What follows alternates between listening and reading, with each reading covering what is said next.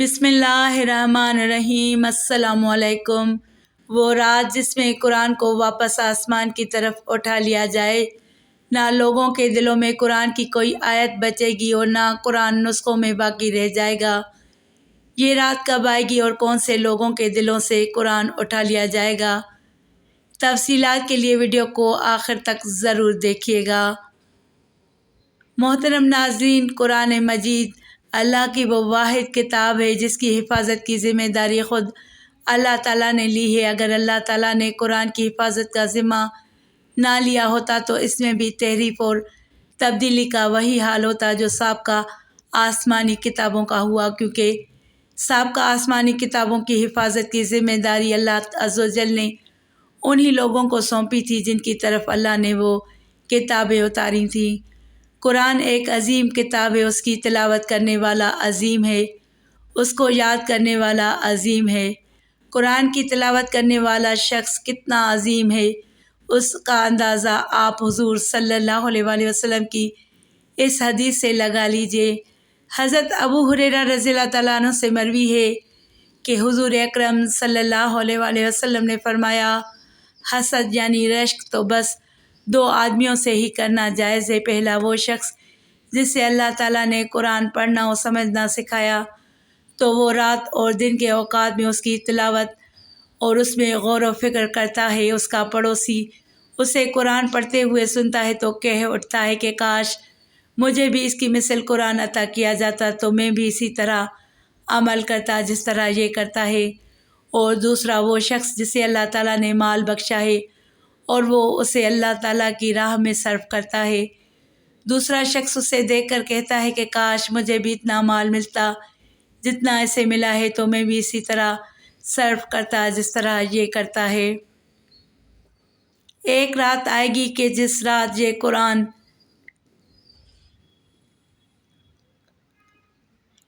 انسان کے دلوں سے اٹھا لیا جائے گا۔ لوگ پریشان ہوں گے، جلدی جلدی آ کر قرآن کھولیں گے لیکن نسخے میں قرآن کے الفاظ نہیں ہوں گے۔ یہ رات کن لوگوں پر آئے گی؟ ناظرین، حضور صلی اللہ علیہ وآلہ وسلم نے فرمایا، اسلام اجنبی حالت میں شروع ہوا، عن قریب پھر اجنبی بن جائے گا، لہٰذا ایسے وقت میں اس پر قائم رہنے والے اجنبیوں کے لیے خوشخبری اور مبارکبادی ہے۔ مفہوم یہ ہے کہ اسلام جب آیا تو اس کے ماننے والوں کی زندگی جس اجنبیت کے عالم میں گزر رہی تھی، یہاں تک کہ لوگ ان سے نفرت کرتے تھے اور ان کے ساتھ اٹھنے بیٹھنے کو اپنے لیے حقارت سمجھتے تھے، انہیں تکلیف پہنچاتے تھے، ٹھیک اسی اجنبیت کے عالم میں اسلام کے آخری دور میں اس کے پیروکار ہوں گے۔ لیکن خوشخبری اور مبارکبادی ہے ان لوگوں کے لیے جنہوں نے اس اجنبی حالت میں اسلام کو گلے سے لگایا اور جو اس کے آخری دور میں اسے گلے سے لگائیں گے اور دشمنوں کی تکالیف برداشت کر کے جان و مال سے اس کی خدمت و اشاعت کرتے رہیں گے۔ یا اس کا مطلب یہ کہ اسلام اجنبی بن جائے گا، اس کو لوگ نہیں پہچانیں گے، وہ لوگ نماز، زکوٰۃ، روزہ کو نہیں پہچانتے ہوں گے، حتیٰ کہ یہ کہے کہ یہ کلمہ لا الہ الا اللہ اپنے بوڑھے آباد و اجداد سے سنا کرتے تھے۔ ناظرین، قرآن کا اٹھایا جانا قرب قیامت کی نشانیوں میں سے ایک نشانی ہے۔ آقا کریم صلی اللہ علیہ وآلہ وسلم نے فرمایا، قیامت سے پہلے ایسا زمانہ آئے گا جس میں علم اٹھایا جائے گا اور جہالت پھیل جائے گی۔ حضرت حذیفہ بن یمان رضی اللہ تعالیٰ عنہ فرماتے ہیں کہ رسول اللہ صلی اللہ علیہ وآلہ وسلم نے فرمایا، اسلام پر فنا ہو کر مر مٹنے کے قریب ہو جائے گا، یہاں تک کہ کسی کو بھی روزہ، نماز، قربانی اور صدقہ وغیرہ کے متعلق کسی قسم کا علم نہ رہے گا، اور اللہ کی کتاب ایک ہی رات میں ایسی غائب ہوگی کہ زمین میں اس کی ایک آیت بھی باقی نہ رہے گی، اور انسانوں کے کچھ قبائل یا گروہ ایسے رہ جائیں گے کہ ان میں بوڑھے مرد اور بوڑھی عورتیں کہیں گی کہ ہم نے اپنے آباء و اجداد کو یہ کلمہ پڑھتے سنا، لا الہ الا اللہ، اس لیے ہم بھی یہ کلمہ کہتے ہیں۔ حضرت حذیفہ کے شاگرد صلہ نے عرض کیا، لا الہ الا اللہ سے انہیں کیا فائدہ ہوگا جب انہیں نماز کا علم ہے، نہ روزہ کا، نہ قربانی اور صدقہ، ان سب کا متعلقاً کوئی علم نہیں اس پر حذیفہ رضی اللہ تعالیٰ عنہ نے ان کی طرف سے منہ پھیر لیا۔ انہوں نے دوبارہ 6 بار عرض کیا، حذیفہ منہ پھیرتے رہے۔ تیسری مرتبہ میں ان کی طرف متوجہ ہوئے اور فرمایا، اے صلہ، لا الہ الا اللہ انہیں دوزخ سے نجات دلائے گا۔ 3 بار یہی فرمایا۔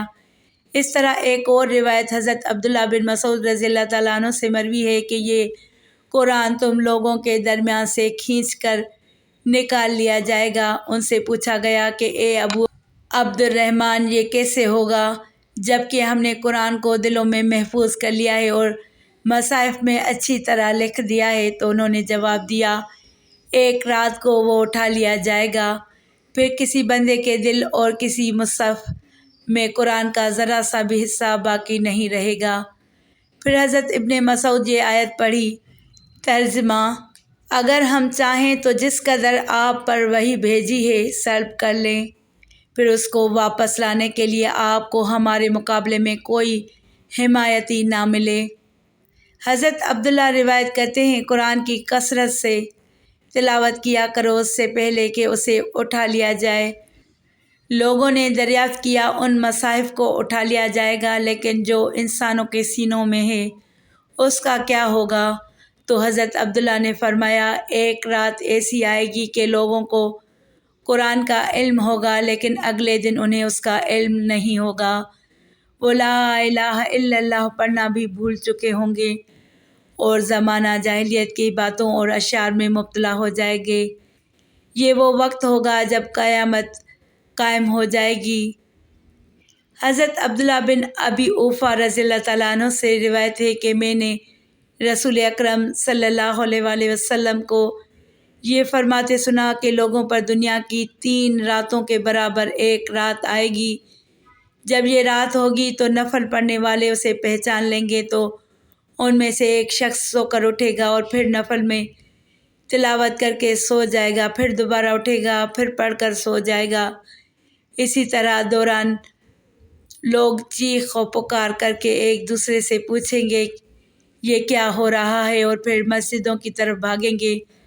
اچانک انہیں سورج مغرب سے طلوع ہوتا نظر آئے گا، حتیٰ کہ آسمان کے درمیان تک آ جائے گا، پھر دوبارہ لوٹے گا اور پھر مغرب سے طلوع ہوگا۔ نبی کریم صلی اللہ علیہ وآلہ وسلم نے فرمایا کہ اس وقت کسی کا ایمان اسے نفع نہ دے گا۔